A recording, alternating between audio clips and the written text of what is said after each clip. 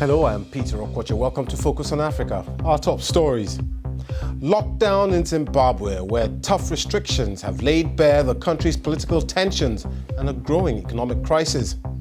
Take a 2 kg packet of rice. In November, that cost $40. It now costs $170. And an unemployment crisis in South Africa. 60% of young people are out of work. A surge in cases and overwhelmed hospitals. We have a special report on Egypt's fight against COVID-19. Also on the program, Algeria celebrates its Independence Day, the first since President Bouteflika left office. And after months of protest forced him out, what's changed in Algeria?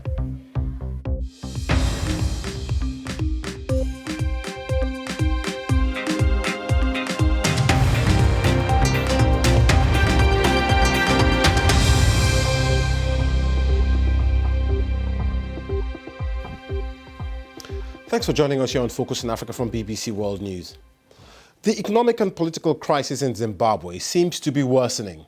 The price of basic food has rocketed over the past 6 months.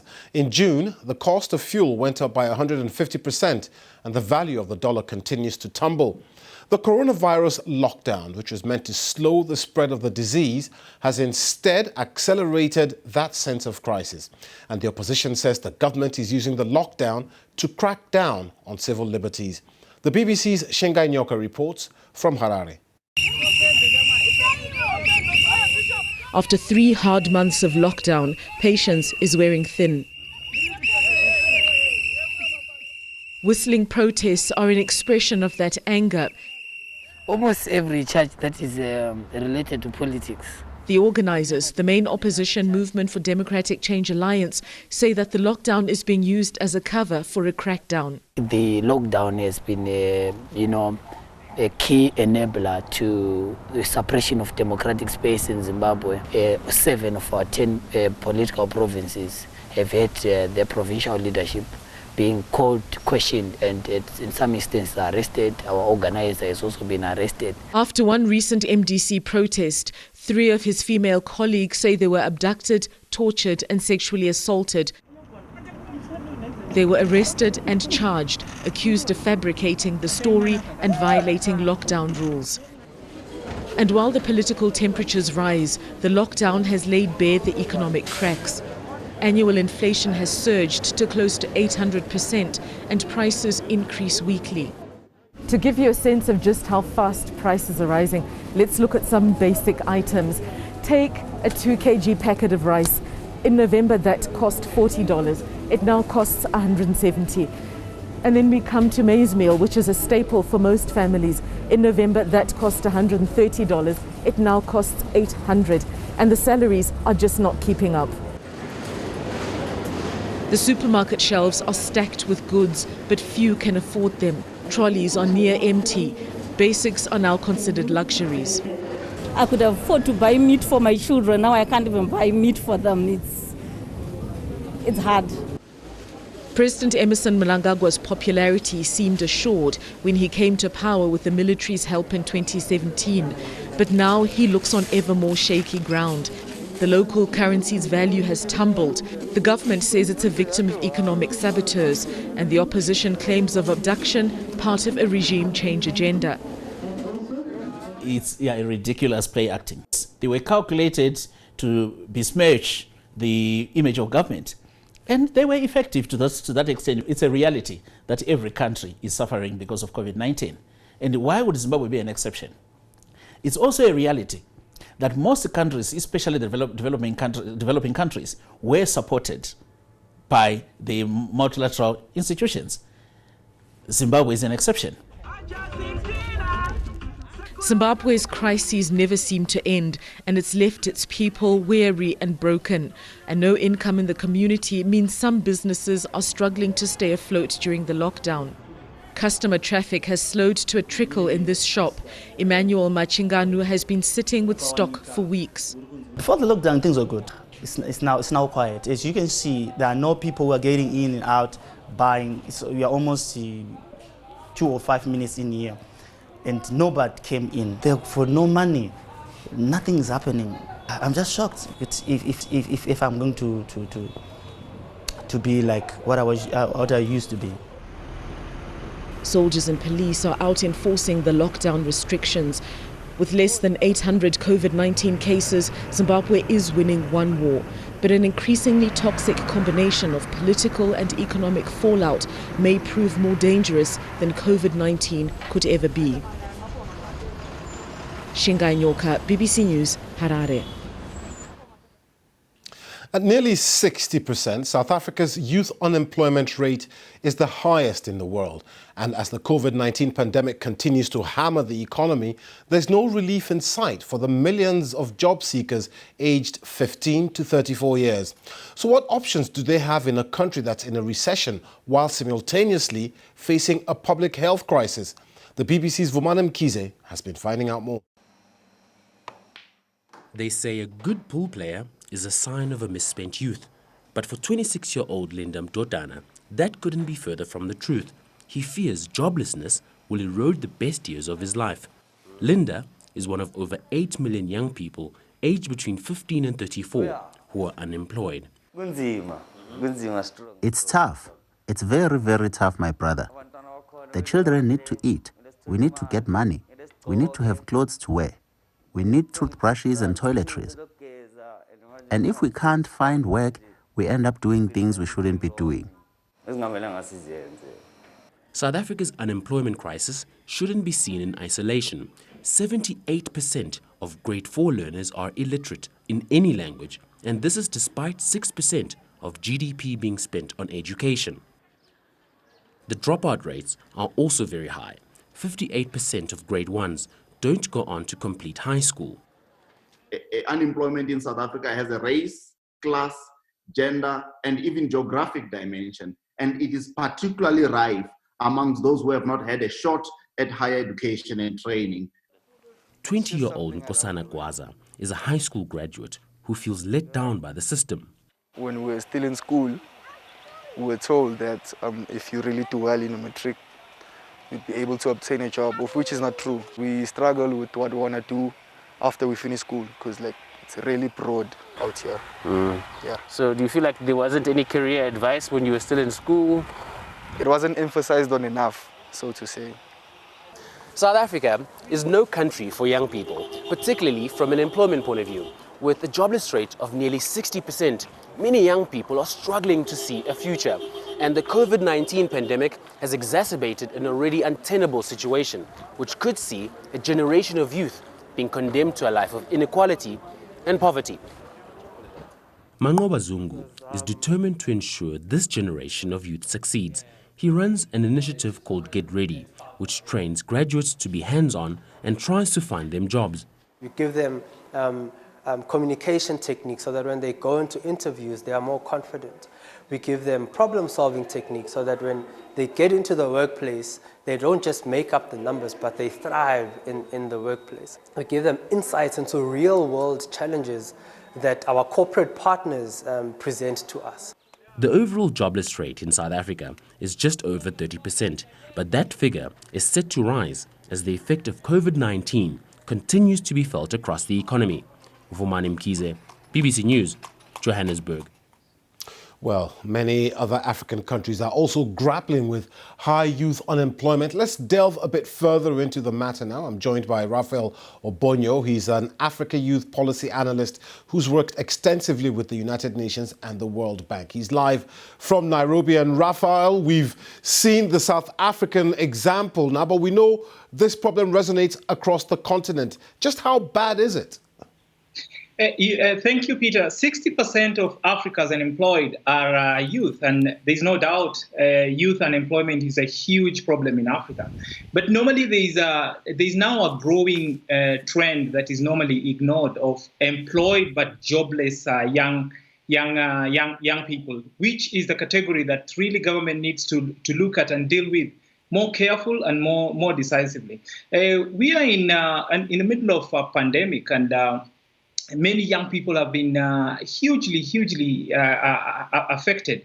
They've lost jobs and livelihoods, especially young people in the informal sector, and we know informal sector accommodates about 80% of employed youth in Africa. Yes, a majority and Raphael, if I may just come in there, as you just mentioned there, I mean, we're in the middle of this pandemic. What can governments do? It seems their hands are tied.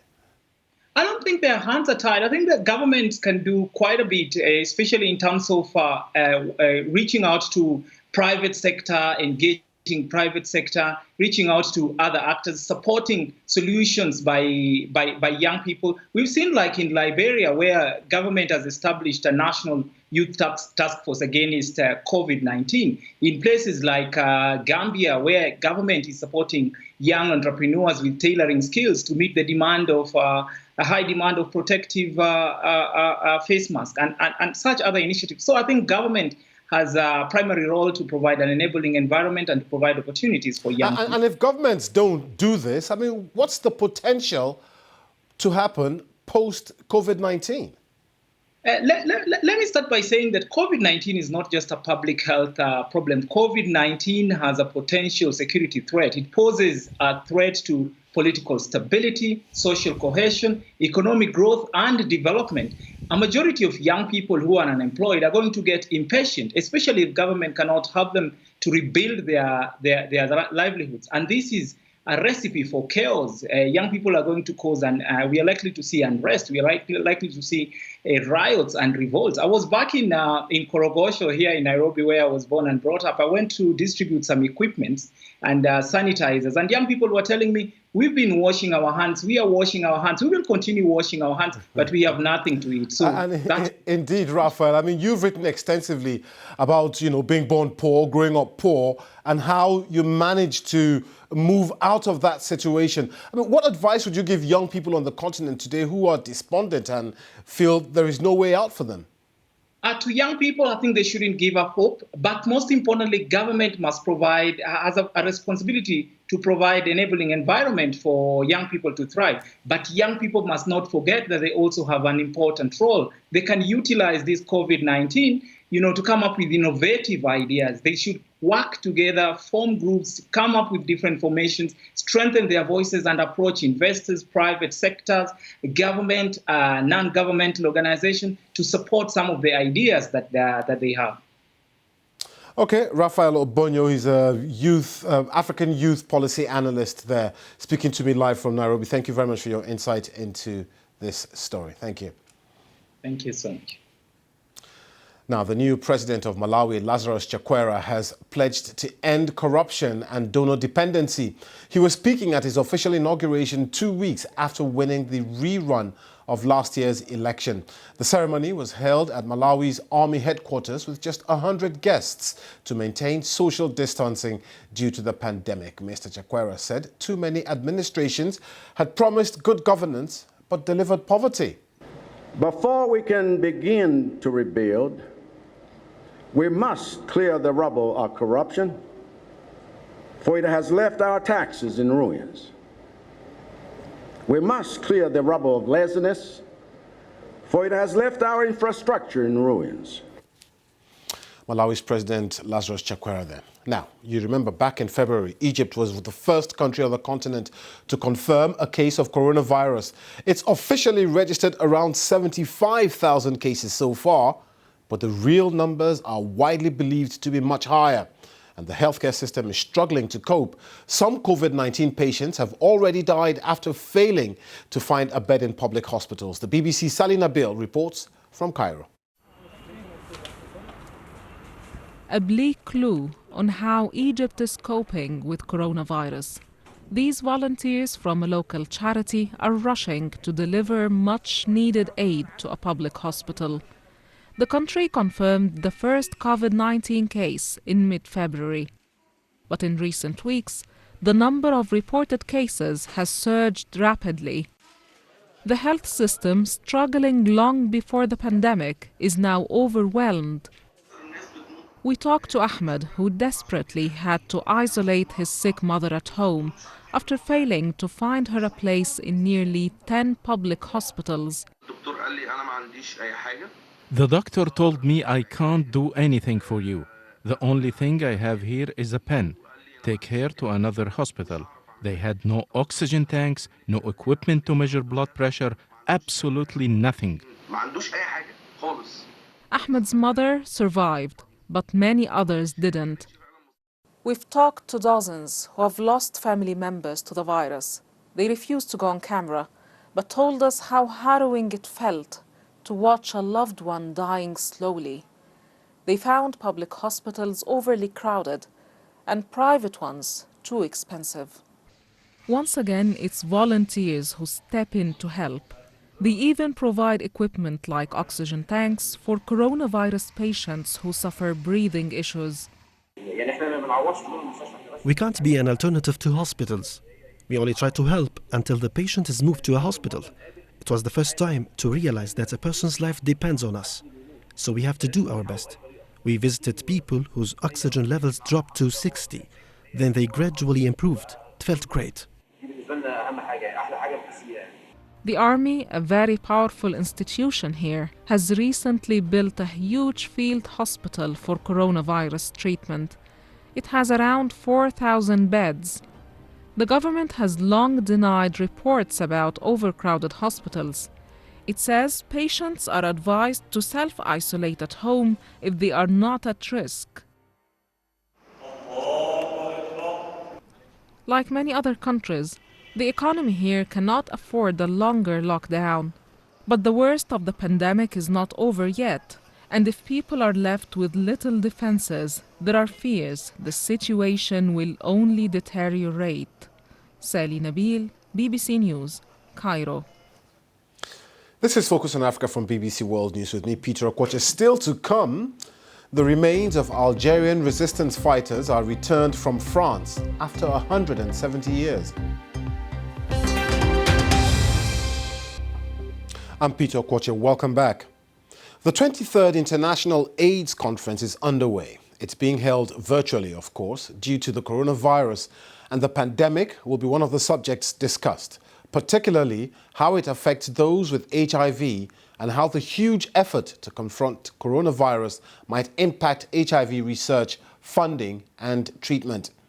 According to the UN, there are 37.9 million people living with HIV worldwide. In 2018, 1.7 million people were newly infected. Most at risk are women and adolescent girls. A new report says they account for 59% of new infections in sub-Saharan Africa.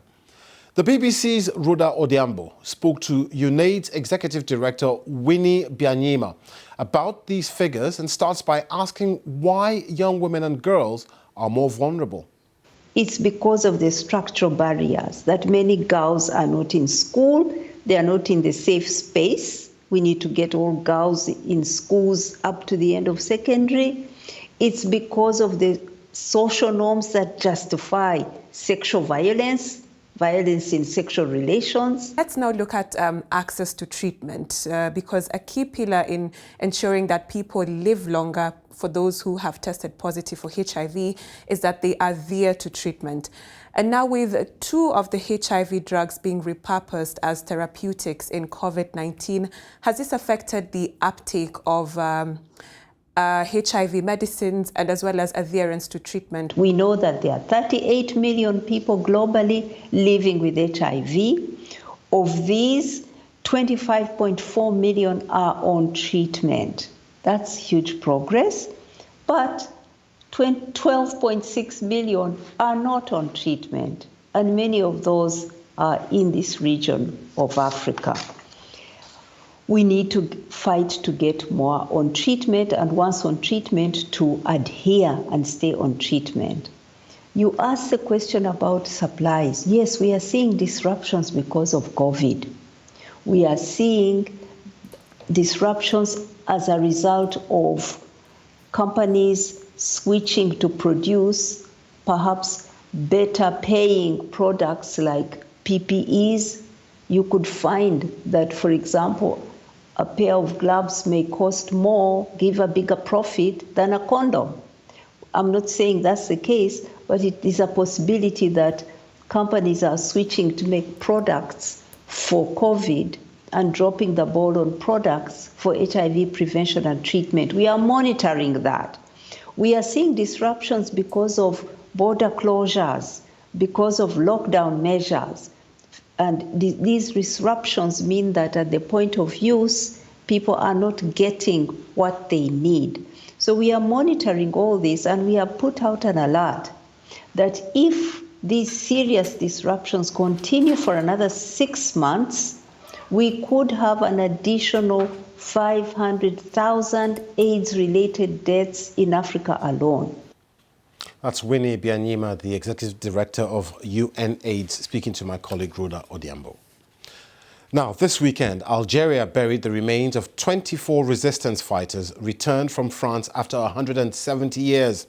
The skulls of the fighters shot and decapitated at the start of the French occupation in the 19th century were buried in the El Alia cemetery in Algiers in the presence of the President Abdelmadjid Tebboune. The ceremony was part of events marking the 58th anniversary of Algeria's independence from its former colonial power. But despite 5 decades of independence, Algeria is still experiencing unrest. Last year, mass protests forced its long-serving leader Abdelaziz Bouteflika to step down. The BBC's Nora Fakim looks back at the country's turbulent past and asks what lies ahead. Scenes of last year's protests. Thousands of students demonstrating against plans by President Abdelaziz Bouteflika to run for a 5th term. It is time for a change. It is time to give other people the opportunity to give their best and to serve their country in the best way that they can. Abdelaziz Bouteflika has been on the political scene since independence in 1962, where he was part of the National Liberation Army. He then rose rapidly, becoming foreign minister. He was still in government in 1991 when civil war broke out. Tens of thousands of people died. In 1999, Mr. Bouteflika became president and was considered a symbol of hope by some Algerians.